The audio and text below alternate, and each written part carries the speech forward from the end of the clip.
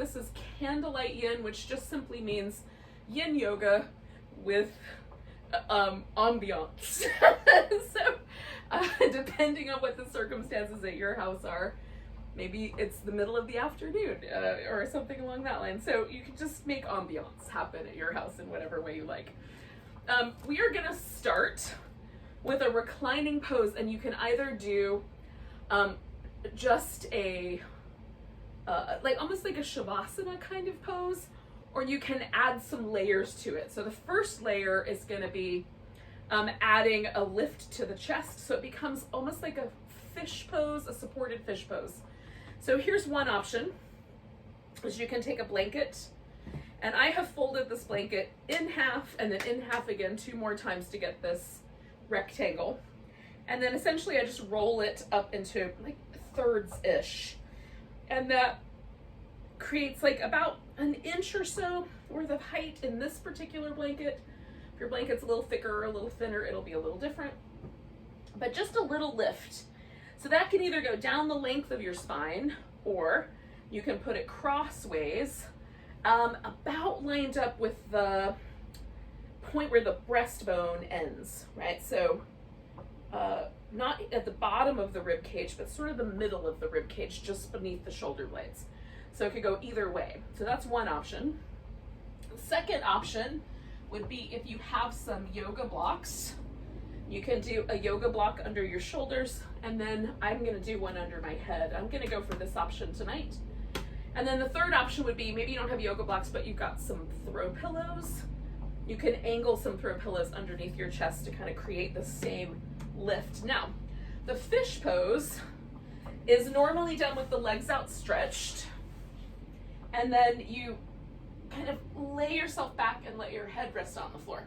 So we're just using the props, whether it's the blanket, which is a lot more mild, or the blocks, which is a little bit more intense, to create this lift, this almost upside down cobra shape in the upper back. Okay, so if you're using yoga blocks, you want your shoulder blades right on that block.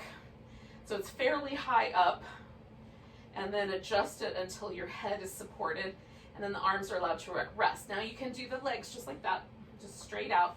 Or if you'd like, you can add the butterfly, which is what I'm gonna do.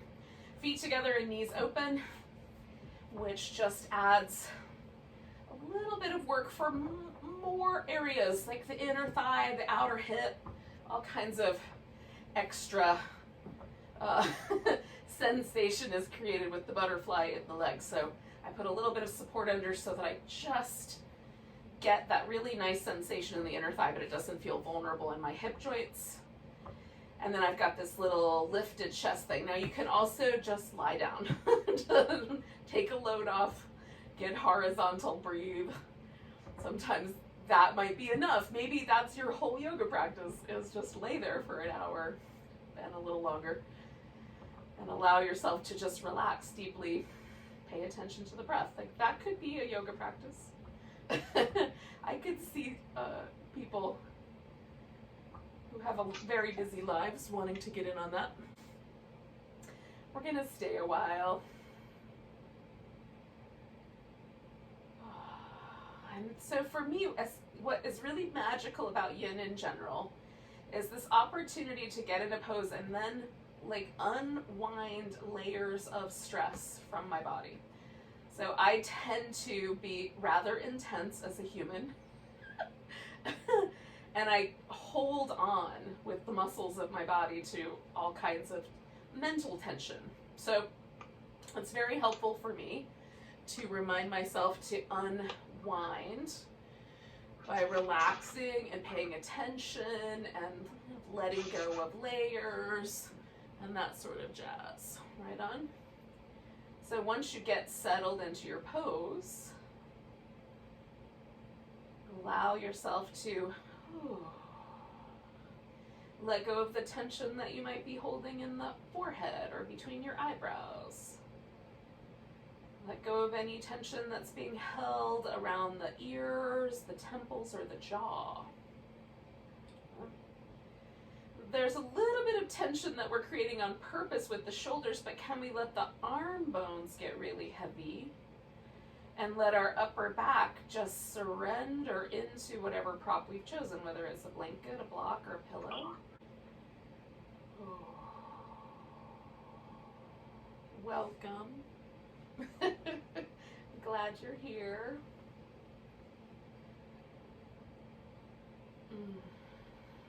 Let yourself get steady. Feel how maybe you can have a different relationship with the planet, with the earth, right? This is our little spot right here. No one else is occupying this spot, at least not currently, unless there's a cat on your lap, which could happen. But right now, if there's not, then you are occupying this particular spot on the planet all by yourself with no other beings right here, you know, outside of the ones that naturally live with you. So this is your little unique place to be. And so embrace this place. Allow yourself to feel supported by the ground, by your mat, by the props.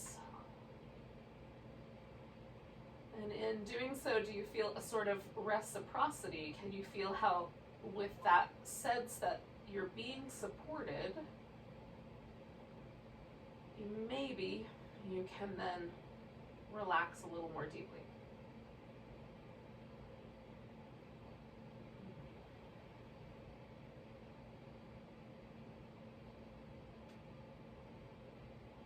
Take nice deep breaths. So we're going to stay for about another minute here.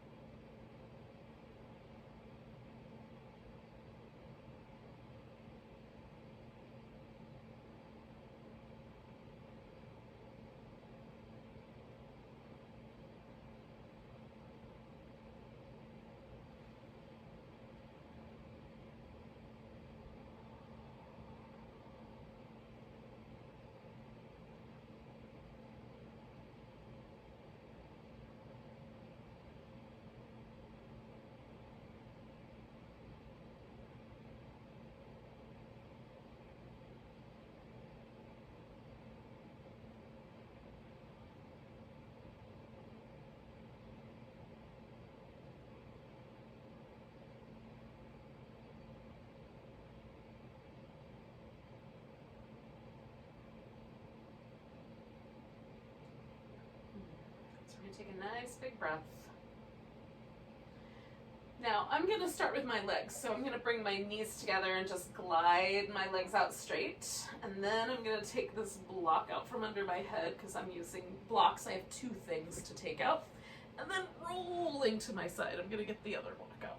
Now, once you have done that, and you might have just a blanket or you might just be resting on the floor with absolutely nothing to inhibit that process. But whatever the case is, now you can add some little movement to your world. So you can do some little windshield wiper legs. You can rock on and sort of massage your upper back. Sometimes it feels really nice to me to kind of shake out the arms and the shoulders. Now, we're going to stretch out and do a banana pose, bananasana, which sounds like a delicious dessert involving butter and flambeing. Okay, that might be Bananas Foster, but close enough. So we're gonna stretch the body out really nice and long. And now you might choose to change the arms in a second, but just bend yourself from the waist over into a kind of banana shape, right? So whether you leave your arms over your head, you bend at the elbow, you take the arms down lower, that's all up to you. I like to do the outside arm overhead, and then sometimes I'll change up the inside arm so that there's just a little less pressure in that shoulder. Now, for me, this is mostly a sensation in my spine, and the side of my waist, so like the rib cage, side of the waist. So if I want to add the outer hip, I move the legs over to the same side. You could even hook the foot over, so I've got the longer leg going on top, and let the hip get heavy, and then there's a little bit more sensation on the outer hip. So what we want to avoid is a crunchy or discomfort in this part of the low back, but a nice sort of long sense on one side. And it doesn't have to be dramatic to be effective, okay? A little tiny bit held for a while is often better than trying to go really, really big on the sensation and then winding up with an injury. This is the secret to yin. Yin, if we look at the qualities between yin and yang, and why this practice is called yin yoga in the first place, what we get is this real kind of understanding of subtle power. So yin is that drop of water that over millions of years builds the Grand Canyon, right? That little trickle of water is over long haul. It's going to create that giant shape. It doesn't happen overnight. And so yang is that forceful energy, the forceful practice that moves us. This is meant to be much more subtle, much more gentle. And I use that word with the little g, not a title, but it's meant to be a relatively easygoing practice. We go to the point where you feel something. I feel longer on one side than the other, and then we pause and stay a while. And so that is this power that yin has, and why the practice is called that. Otherwise, we could have called it like deep stretch or slow yoga, given it any kind of title, but it was titled yin for a reason. And so the parameters are somewhat specific in that way. So don't go to a place where it feels dangerous to you. Feel just to the point where something's happening, and then relax. Let yourself really meet the ground, right? Let the ground rise up to you, so that we're not striving, we're really trying to surrender and let go. If that's the right term, trying to surrender. Allowing a surrender might be a better choice of words. So we're gonna stay here for another minute or so.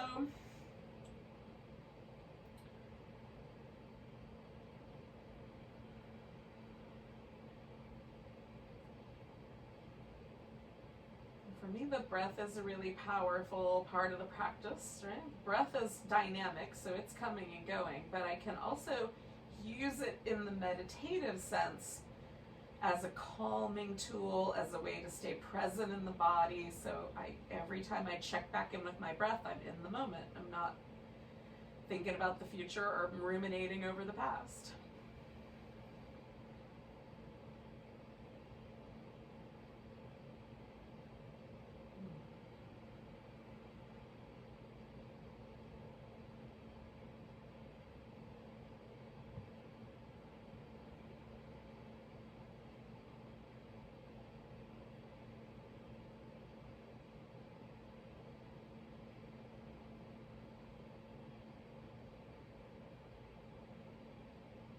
Okay, so we're going to take a big breath and then kind of bring ourselves back to the center, and I just pause for a moment and see what happened. And quite often I feel a little bit longer on the side that was longer, like if I feels like that leg is longer.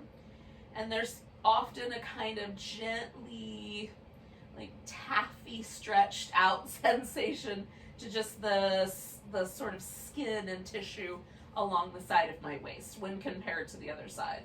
I would even swear to you that my left hip is smaller, like it's closer to the ground. It's not, but it feels that way. And so just notice how what the sensations are, and then also notice, are the sensations pleasant or, neutral or unpleasant? Now, pleasant and neutral, I kind of just go with, like I do the second side the same way. Check it out, see what happens.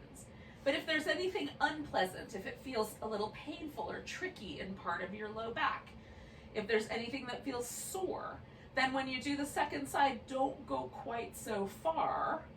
Add a prop if you need to support your body a little better, and then see if you feel differently when you come out on the second side. So that's how we can learn, like, how far is the right amount of far in the practice, and sometimes it takes a little bit of time. So I always start with the upper body. I kind of try to find what feels nice in my spine and on both halves of my low back. And then I add the legs. And do I want to crisscross the legs or leave them loose? And usually I like the outside arm nice and long, but the inside arm I often change. Okay, so you decide for yourself what you think feels good. You can definitely even just put the arms down if that feels better in the shoulders, and let this just mostly be about the side of your waist, your spine, your outer hip.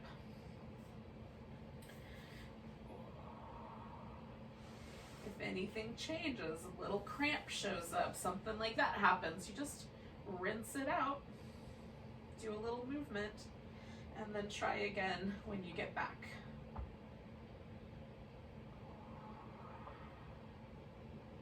Don't be afraid to use the first 30 seconds to a minute to get yourself settled in.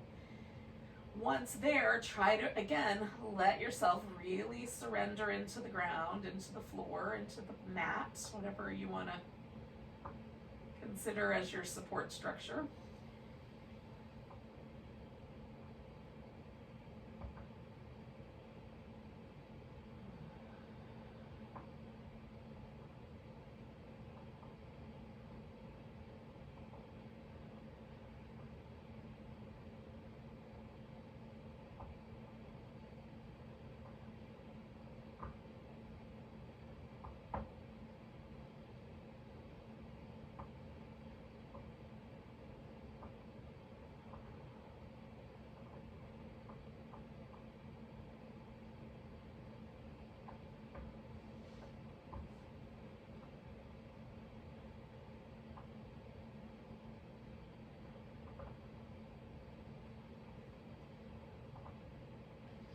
We're going to stay for about a minute or so.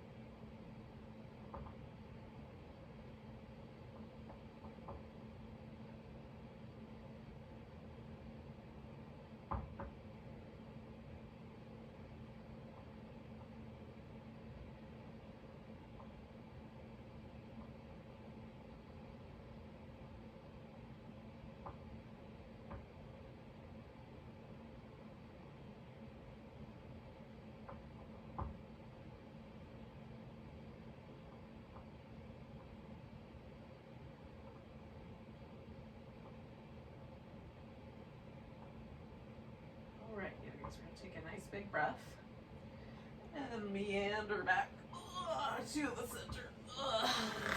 And then when you get here, you can pause for a second, do a little movement. So we're going to basically just flip ourselves upside down.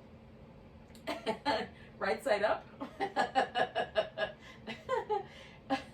And come to a Sphinx. But if you would like to, you can do some child's pose, some down dogs, some cat cows on your way to a Sphinx. Sounds like a plan, I think.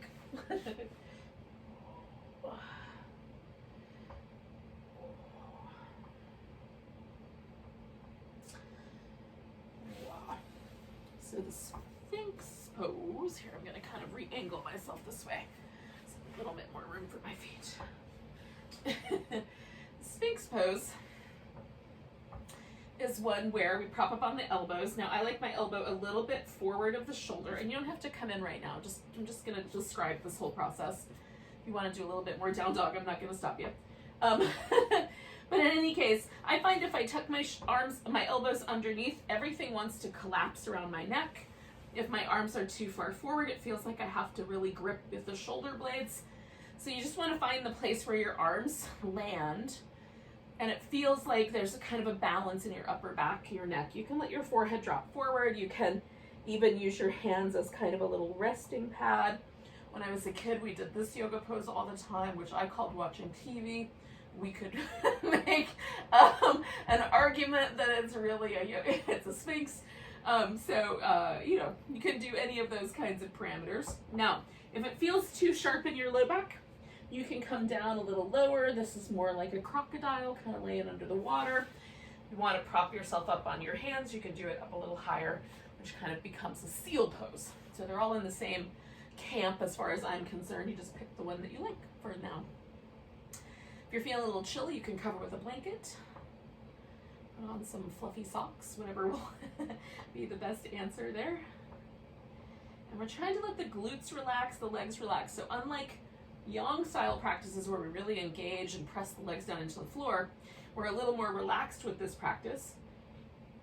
And the primary reason for that is just because we're trying to kind of get to the connective tissue layers, and so engaging the muscle creates certain relationships and dynamics in terms of reciprocal muscle relationships and that sort of thing, and we're kind of trying to bypass a little bit of that and really just hang out in the fascia that wraps around the muscle and everything that spins out of that. So the joints, the tendons, the ligaments also to a degree, but without any aggression or pushiness. We're just letting ourselves kind of find a shape and hang out. We're going to stay with this little dude for another 30 seconds or so, and then we'll add some parameters onto it, make it a different pose.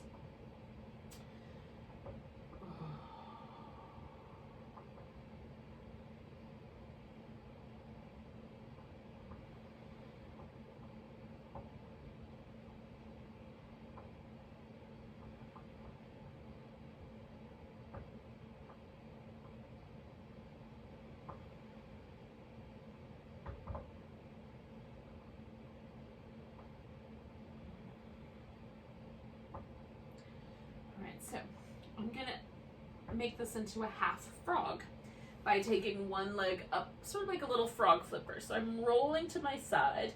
I'm gonna kick my right leg up so that the thigh bone is maybe parallel to my hip or a little higher than that. And then I just sort of slide the leg out until I get my hips as level as they will go. Now we all have different joint shapes, different angles on the femur bone. So you may not get your pelvis all the way level, and we're all going to kind of be tilting to the opposite side by a certain amount. Now you can prop up on your elbows, you can relax down onto the floor, you can add a pillow in here, which I think feels really nice. And you can also put a blanket underneath the edge of the knee to give a little bit softer support to the knee, especially if the floor surface that you're working on is like a wooden floor or a tile floor, just to make it a little kinder. Now this is not, for me, a very high sensation pose. I feel some pressure in the hip joint. There's a little, really light kind of sensation in the glute. But when I come out of this, I notice a very lovely kind of open or spacious sensation, very hydrated sensation around the hip joint. So for me, even though it doesn't feel like a lot, I'm just going to trust the process and stay for a while. If it's not causing any trouble, there's no pain, no numbness, no burning or tingling, then you can stay with the pose.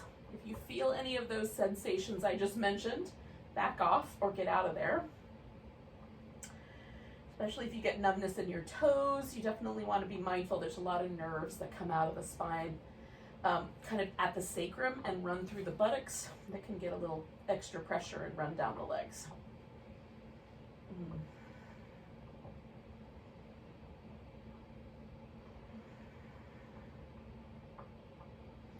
Now if you wanted to, you could bend this other leg and reach back with your hand and hold on to that foot or use a strap. Tonight I'm just letting that leg relax. You could add that parameter on, and then that will give you your hip flexors and quads a little more to think about.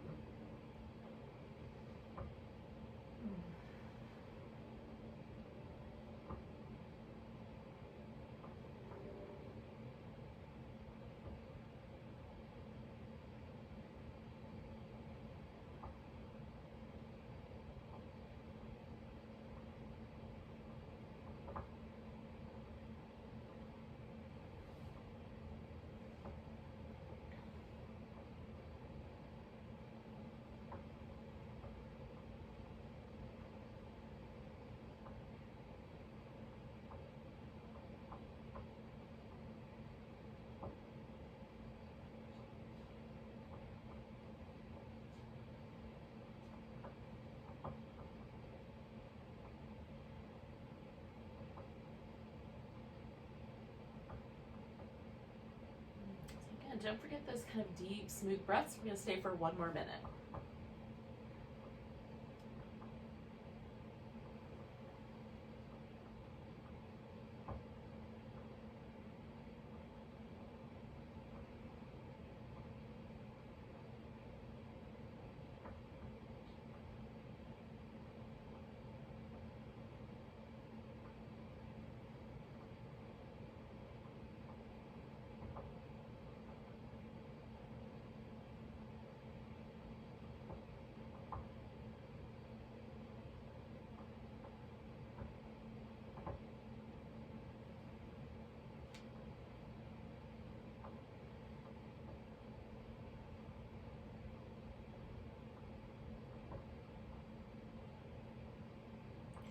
We're going to take a big breath.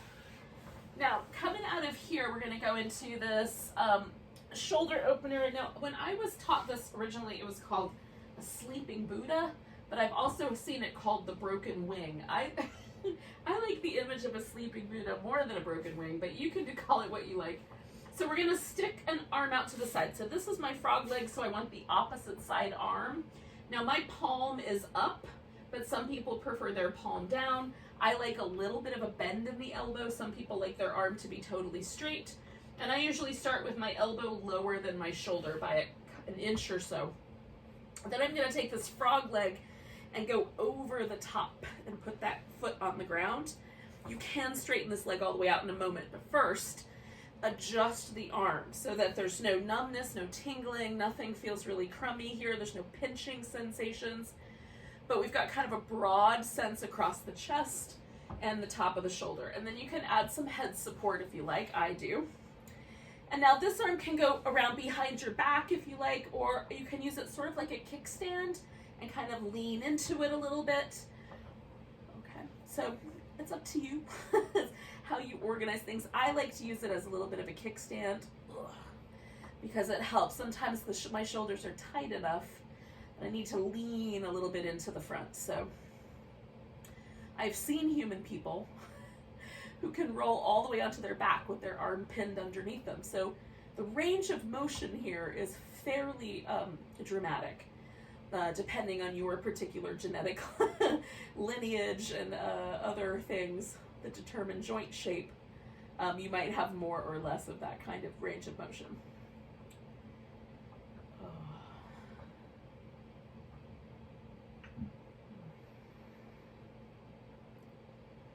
Based on my joint shape and overall integrity of joint, we'll call it that. It is clear to me that my ancestors were not meant to be hypermobile circus performers, but instead were farmers and, herders of animals. Hardworking creatures that needed endurance and strength. That would be where I come from. So, based on your own setup there, it might be different.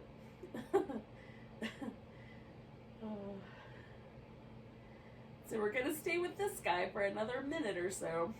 Just letting it relax as best you can. For me, shoulders are a little trickier than hips. The hips have layers and layers of connective tissue. So getting down to those deeper layers is kind of more interesting, but The shoulder's a little bit more surface. There are some deeper stabilizing muscles, but they're not nearly as deep in the body as the hips. So just be kind. If it's time for you to come on out of there. Otherwise, we'll take about 4 more breaths.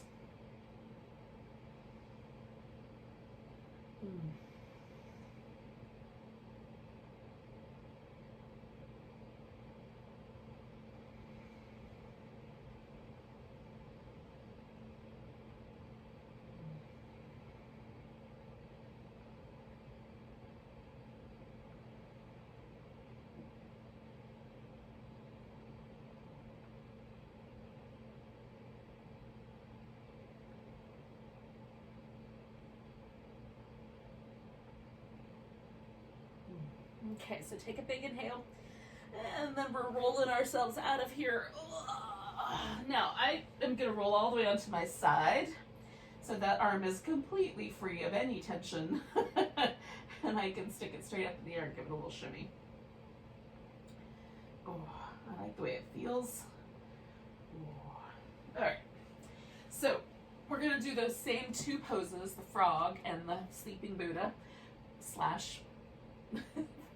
broken angle, broken wing, or broken angel, whatever you want to call it. Alright, so we take the opposite leg into the frog shape, and then add whatever support you like.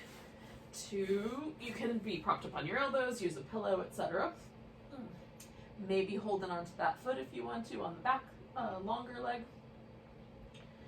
Okay.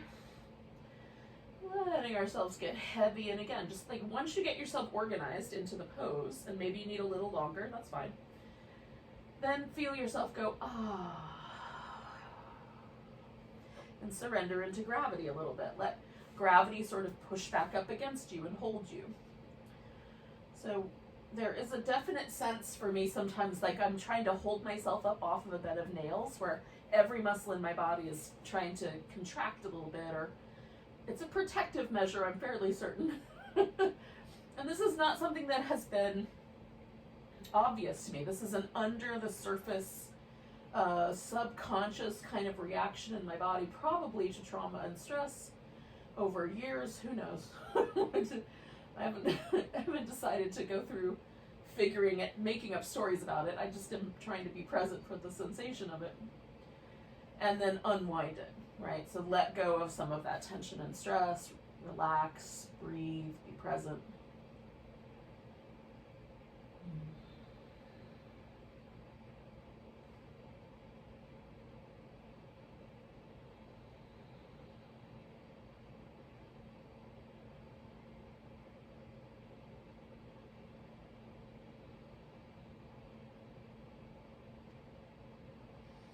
Decided for myself, at least, or I might change my mind about this later. I'll throw that caveat out there. But like the more kind of stories or layers or things like that I add to my experience, or try to explanations, they're fine. Sometimes they're even fun. Like astrology is fun, for example. I do this because I'm a Leo. Blah blah blah.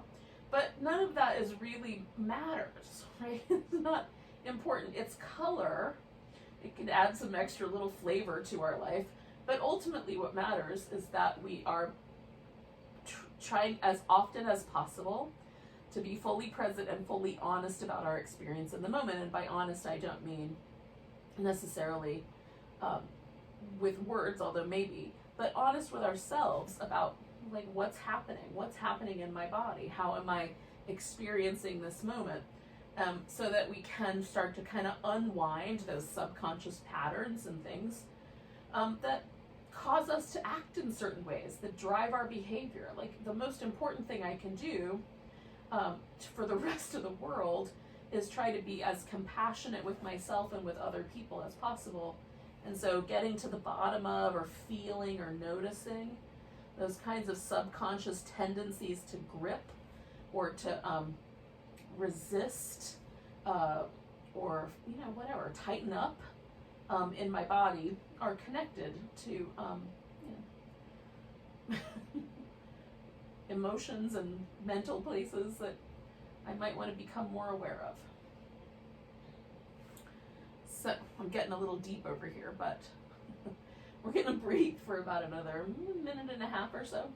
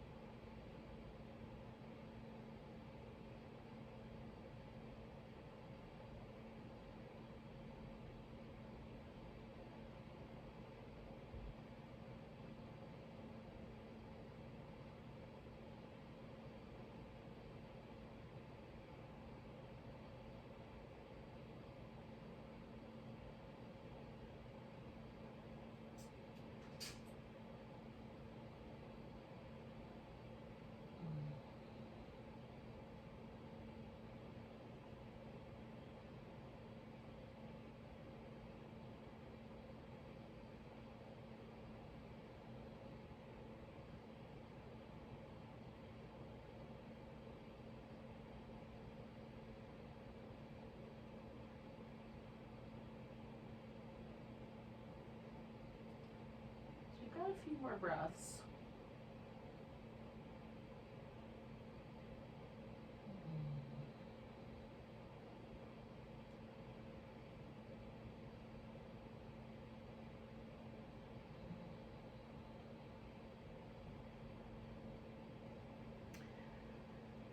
All right, yogis. So we're going to take a nice big inhale. Go with a bit of a sigh. Now, I'm just going to set myself up for the other side. So I'm going to stick this arm out and scooch a little bit onto my mat. And then I'm going to take my leg up and over, and before I do anything else, I'm going to reorganize the shoulder so that I have the most possible room. My arm bone is seated into my shoulder joint as evenly and as naturally as possible.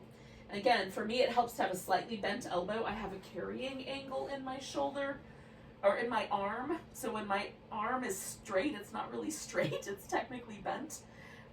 So that it helps for me to have that little bend of the elbow. It feels more natural in my shoulder. Again, you can put the foot on the ground, or you can stretch the leg out. You can use your other hand as a kickstand, or wrap it around behind your back as you like. Ooh. And again, once you get yourself settled, relax as deeply as you can. See if the body is like, yes, I want to relax. Or if you meet a fight. If you meet a fight, change things. And try again and see if you can. Sometimes the fight comes from my brain. So can I let my brain stop spinning and worrying and being sad or whatever is going on for me right now? There's all of the above. And just be present for this next breath and this next moment, and give myself permission to just experience this kind of pleasure of, or joy of being in my body on a yoga mat, practicing for right now.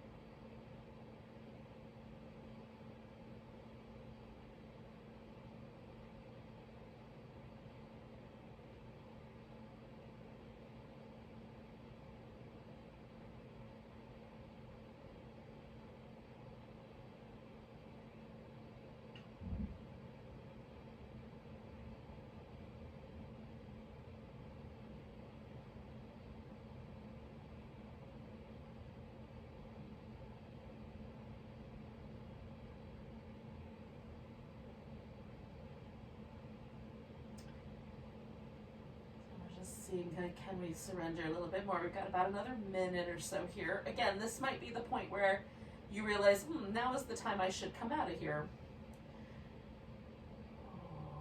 And that's okay too. You can use your inner barometer if you like.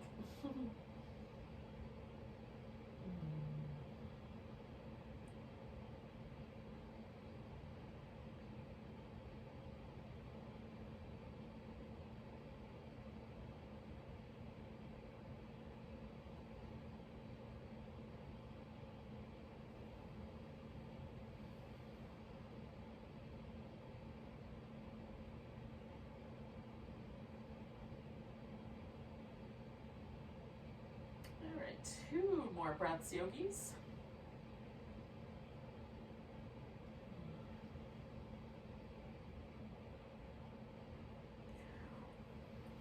When your exhale finds you, you can roll yourself out of your pose.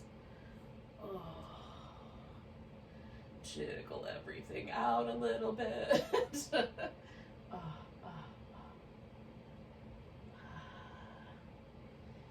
right, now we're going to come to a seated position, but if you need, again, a little kind of period of movement, take about a minute or so and do whatever you would like. Get a drink of water or some tea. You have tea. I keep meaning to get myself tea and I keep forgetting. Gather a few props. Like, I've got a pillow, I've got a blanket now, and apparently a little spider. Go that way. Go that way. Go that way. Oh, I probably killed him. Sorry, spider. I usually let them be because, they eat other creatures, but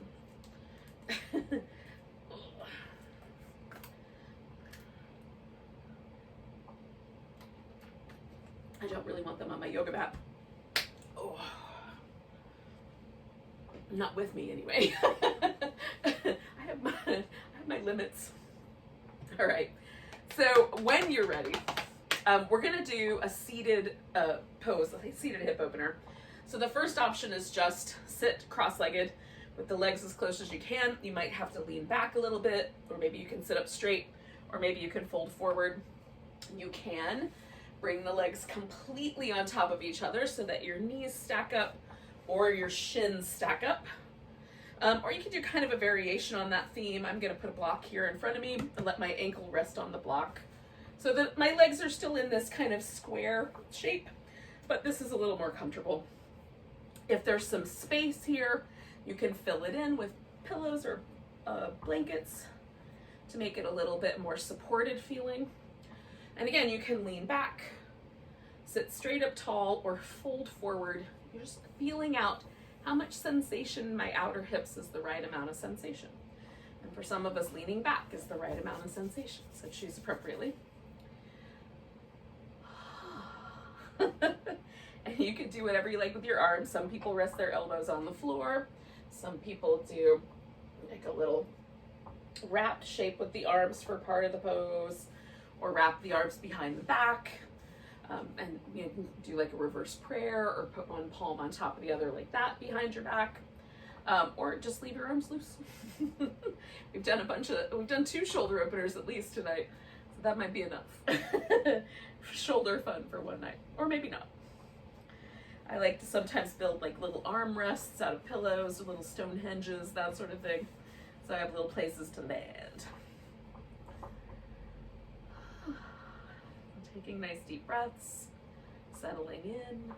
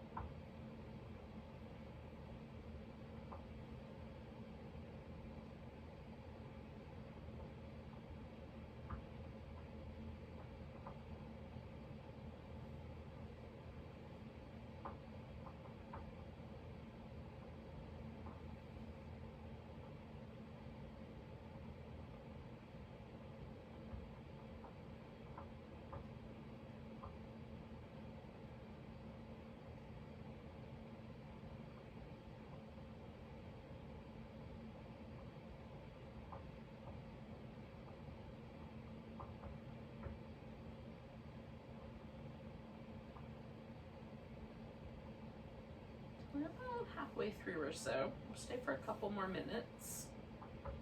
So you kind of notice where you've landed and if it feels just right, or maybe there's been a kind of softening and your body is inviting you to go a little further. Maybe you can feel that resistance pushing up against you, telling you to back off a little bit. Just respond appropriately.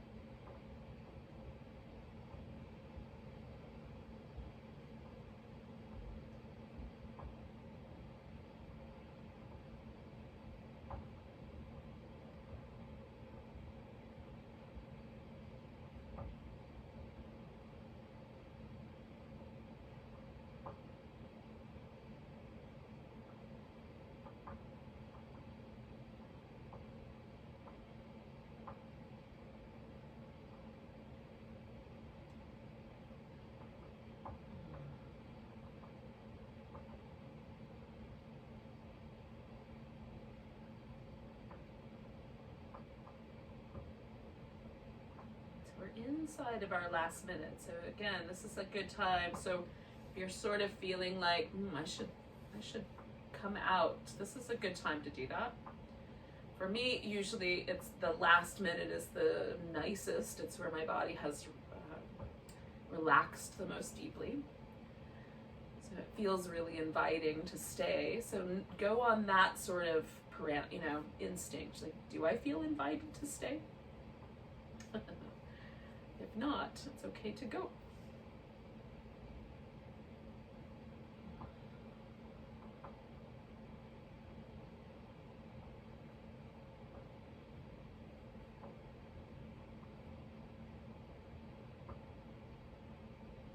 So we're going to take a nice big breath. Now we're going to come up out of this pose by kind of leaning back. You're going to free that leg, and then you're going to choose an option from these two options that I'm going to give you. So first option is to bring the leg around and do a deer shape with the leg, which means this leg kind of sticks out to the side and makes a 90-degree angle, and this leg is up front in a 90-ish degree angle, and then fold over your front leg with or without support, pillows, etc. Or you can straighten that leg all the way back behind you and turn this into the swan pose, which you might know better as pigeon. So choosing either this forward leaning deer or a pigeon, or if you want to, you can opt for rolling over onto your back and putting one leg on top of the other. So that's a third alternative, not quite in the same camp, but you'll get the same muscle areas, right? The same tissue, connective tissue areas in the outer hip. So it will still be delicious and might prevent you from doing damage to knees or other body parts that don't want you to do that. So choose accordingly. We'll stay a while.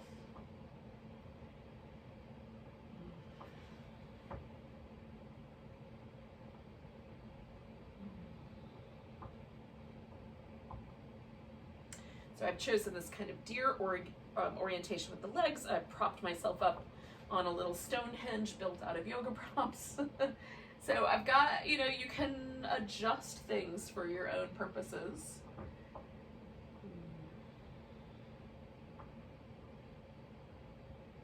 Feels a little squishy to get all the way down onto the floor, or it's hard to breathe, prop yourself up. You can organize the legs differently. So we've just kind of completed our first minute here, so it's a good time to see, like, can I settle? Or should I make those last couple of adjustments?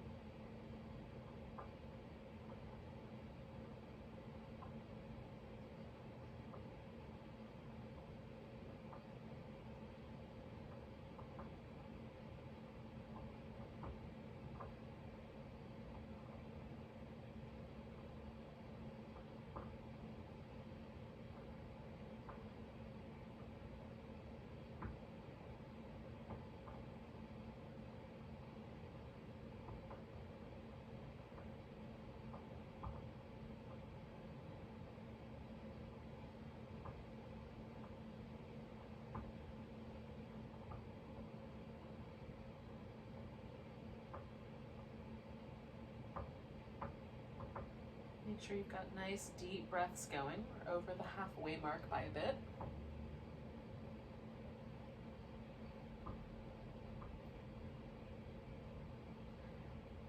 Notice how your body or your mind is responding to the pose.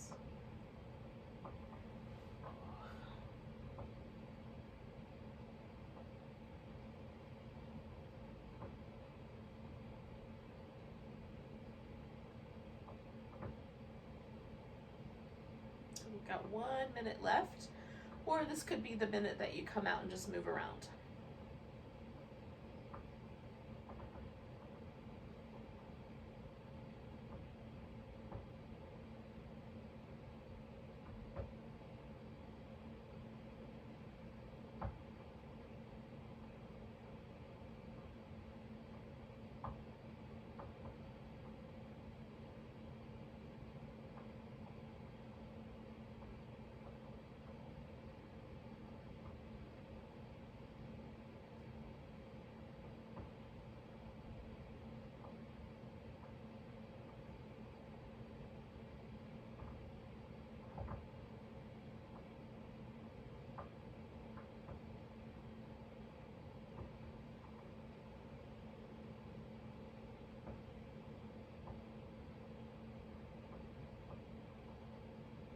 Take a big breath, yogis.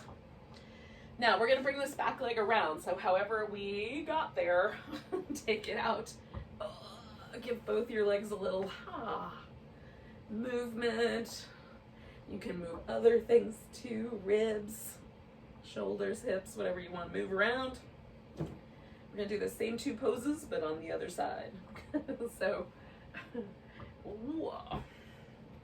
taking the cross-legged position of your choice, whether that's more simple or the legs are wound around each other a little bit more. Do you have a question? Okay, you can ask. So once you get here, find your way in and then let yourself relax.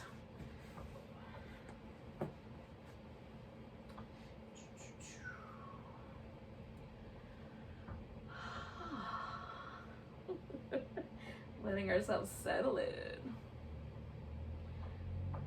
Again, if you need a little bit more time for movement, do a little bit more movement. You don't have to rush. It's definitely not a rush practice. We're in no hurry.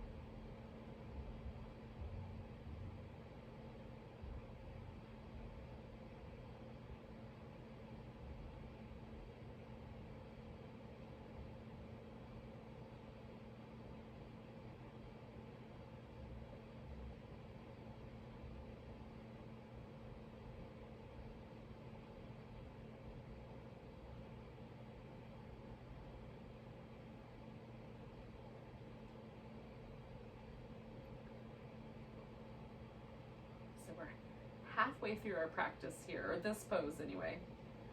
So it's a good time again to kind of check in with yourself. Like, are you gripping onto that little bed of nails, trying to lift yourself up out of this pose? Does the pose feel like it's getting settled? You're getting a little bit more at ease in the pose. And then you can make some changes if we need to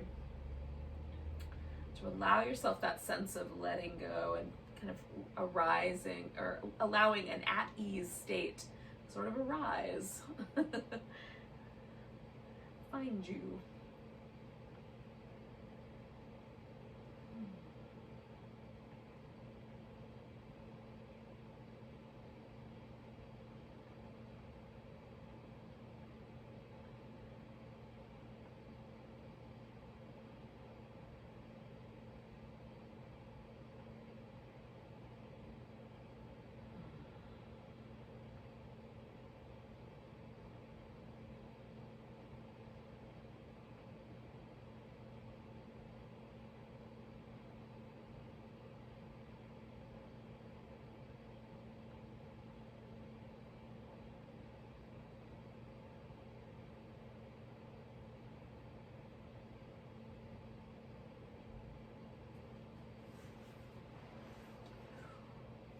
So we're inside of that last minute here, yogis.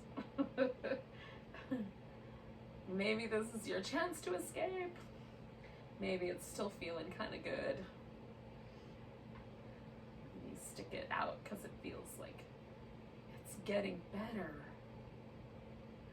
I'm not in charge of that. I'm over here like laying down a groove, but you're the one who has to play that instrument over there. So we're gonna take 2 more breaths.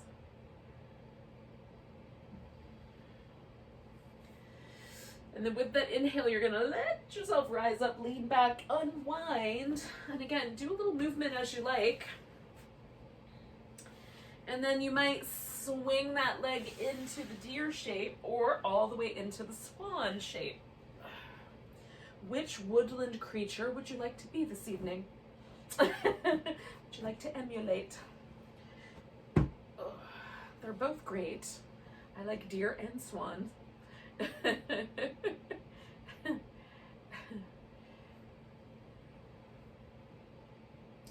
Swans, like most waterfowl, look so peaceful, but in order for them to get anywhere, they have to like little, paddle their little feet.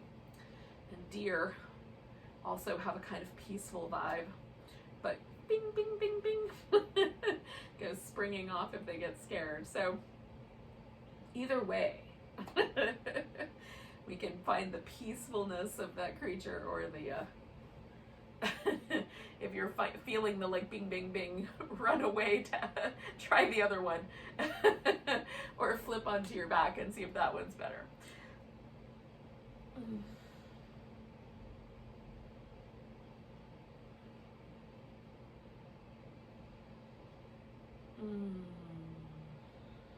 Take a nice deep breath. We're letting ourselves settle in.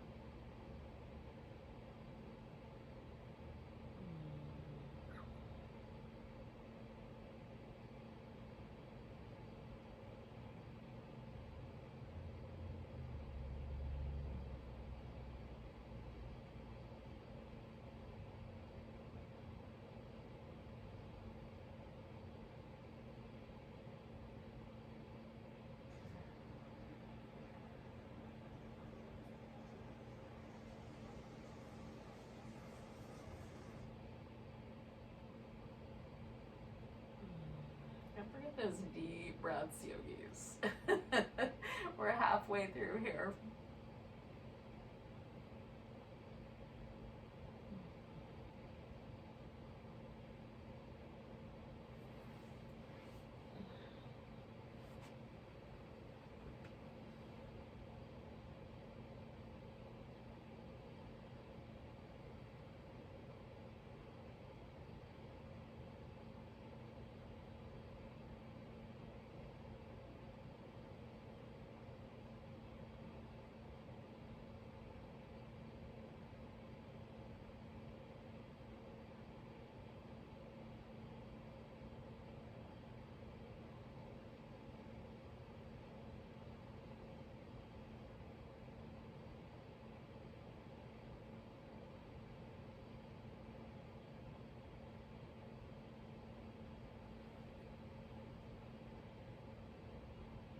We're inside that last minute, so this is that point where you can sort of make a decision for yourself about whether you should change it up a bit.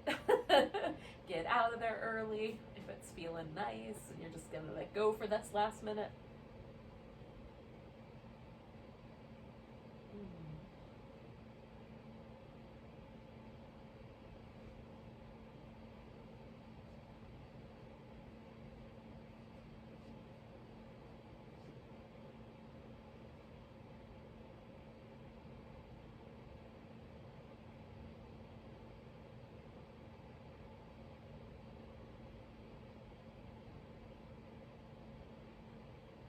Two more breaths, yogis.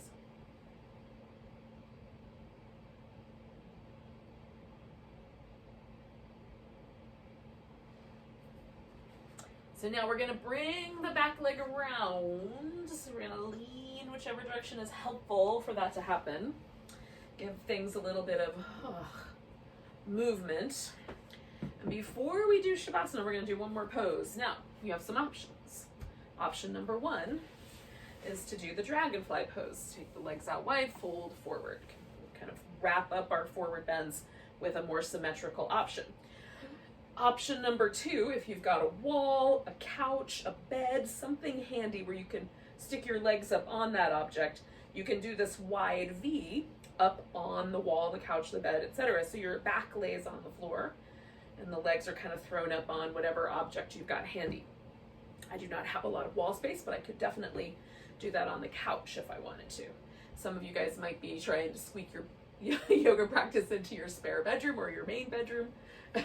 So you might have a bed handy. Those make great legs up the bed. It's almost like a wall, just not quite as high. But for me, because I'm not that tall, it works great. As long as your pets aren't under the bed and it might cause you trouble, you'll be all right. So the legs are out wide, maybe you fold forward, or maybe you're doing that inversion option. And you're laying on your back and it feels great. Oh. I'll stay here for a bit and then it's going to be all about Shavasana. I don't know if it's your favorite pose, but it's distinctly one of mine for sure. Every now and then I have another pose, like the boat pose, for example, that I like as much or more. But Shavasana is always in the top 10 favorite yoga shapes to be in.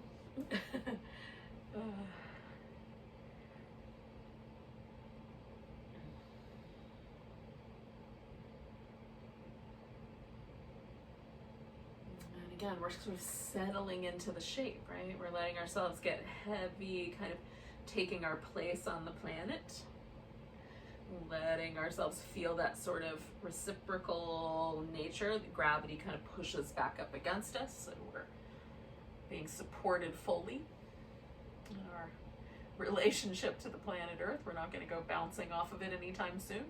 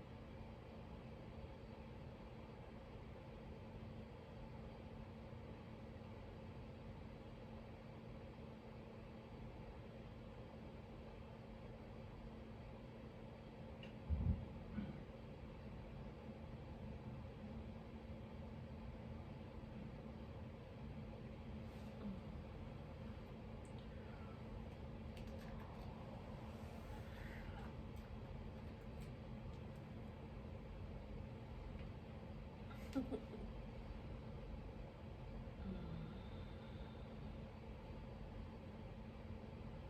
our last minute here, yogis.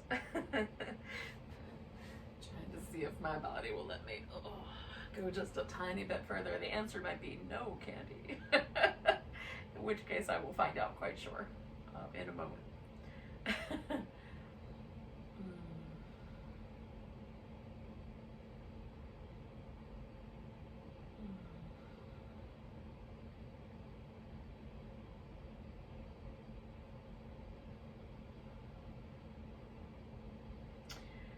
Now, if you're doing the legs up the wall version, you can, take a moment if you like and bring the legs back together so that you just kind of pause with the legs touching for a little bit, for the last 30 seconds or so here.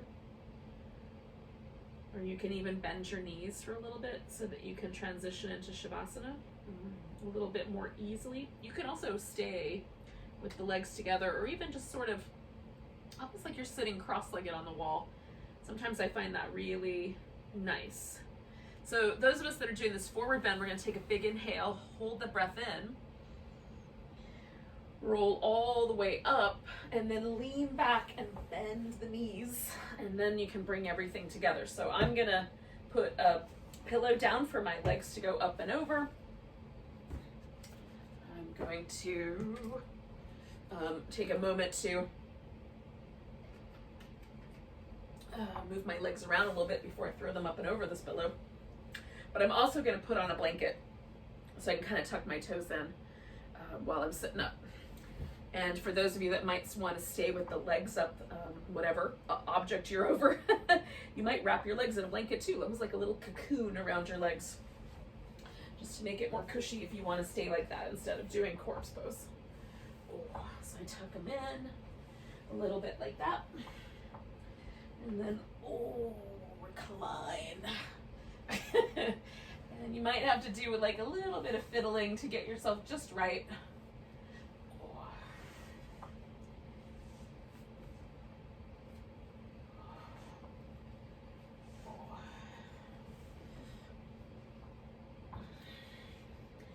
Sometimes I have to take out little things out of my hair, or I have to tuck my arms in, or like get the fringes out of my face, whatever the case may be. Let yourself take a moment to settle into your final relaxation shape.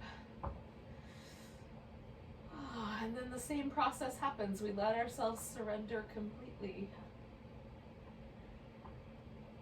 Let go.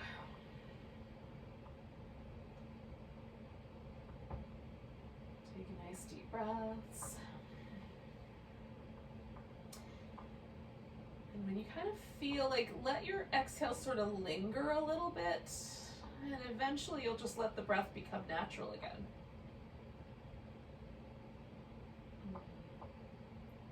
Start with using the breath to settle in and get yourself very relaxed.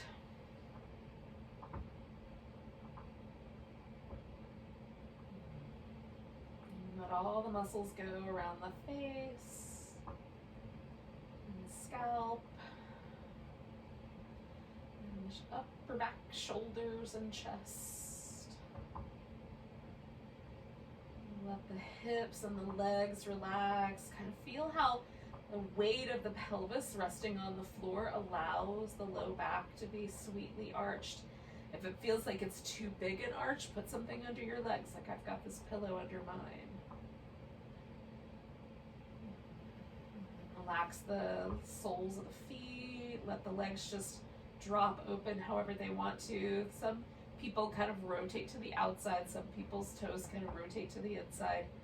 So just whatever feels most natural. If you like your legs a little wider or a little closer together, you can kind of play with that and see which way works best. Some people even like one ankle crossed over the other. Go for the most relaxed that you can.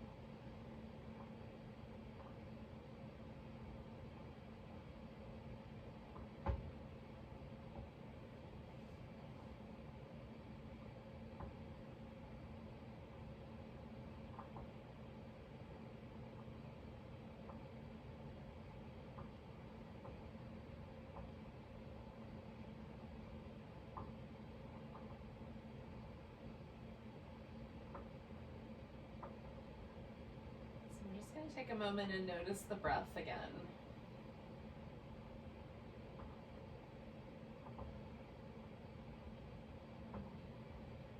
Don't go anywhere yet. Just feel the gentle sensation of the body breathing. So you can develop a kind of sense of like wonder or reverence for this natural process that happens all the time and yet is so precious. This automatic breath, your life continuing one breath at a time.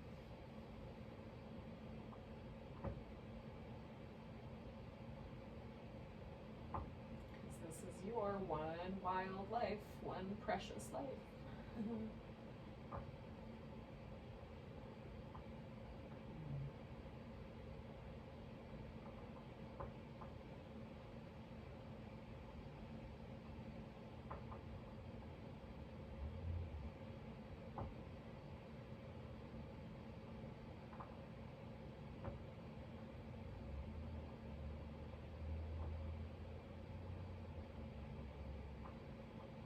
Ready, take a breath so deep you can feel it to your toes. Let it go with a big sigh. And then wiggle and stretch and move around as you like. We'll arrive in a seated position all together in a moment. Oh. Or at least we'll meet up there. How's that? We might not arrive at the same time, but we'll meet there when we get done.